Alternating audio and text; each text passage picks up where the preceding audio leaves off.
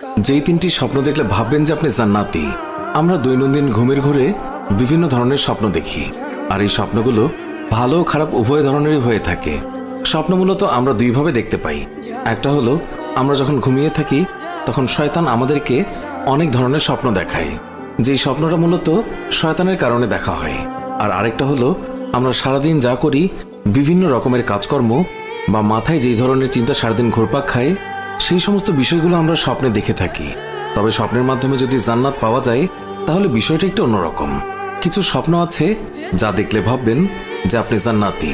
আল্লামা ইবনে শিরিন রহমতুল্লাহ আলাইহি বলেছেন, যদি কোনো ব্যক্তি তার জীবদ্দশায় এই তিনটি স্বপ্ন দেখে তাহলে সে জান্নাতি হবে। কারণ যারা জান্নাতি হবে আল্লাহ পাক তাদেরকে এই স্বপ্নগুলো দেখান।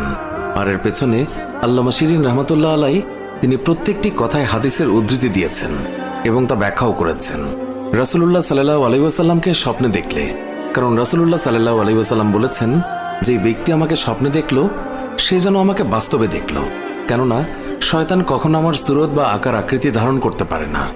2, কোনো ব্যক্তি যদি স্বপ্নে দেখে আশেপাশের মানুষ তাকে অন্যায়ভাবে তার উপরে অন্যায়, অত্যাচার এবং জুলুম করছে, অর্থাৎ তার উপরে নানা রকম জুলুম করা হলো কিন্তু সে তাদের সবাইকে ক্ষমা করে দিল, তাদের প্রতি কোনো প্রতিশোধ নিচ্ছে না, বারবার তাদেরকে ক্ষমা করে দিচ্ছে, এইরকম স্বপ্ন দেখলেও ভেবে নিতে হবে সে জান্নাতি।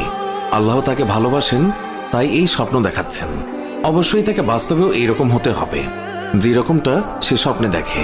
3, যে ব্যক্তির মা বাবা জীবিত অথবা মৃত কিন্তু সে স্বপ্নে দেখছে যে সে তার মা বাবার খিদমত করছে, সেবা করছে, তার মন প্রাণ উজাড় করে সে তার মা বাবার হক আদায় করছে, তার মানে আল্লাহ তাআলা তার উপরে সন্তুষ্ট আছেন। আল্লাহ তাআলা যাদেরকে ভালোবাসেন, যাদের উপর সন্তুষ্ট হন, তাদেরকে এই জান্নাতের স্বপ্নগুলো দেখান। এই জন্য আমাদের বেশি বেশি করে দরুদ পাঠ করতে হবে, সব সময় পাক পবিত্র অবস্থায় থাকতে হবে।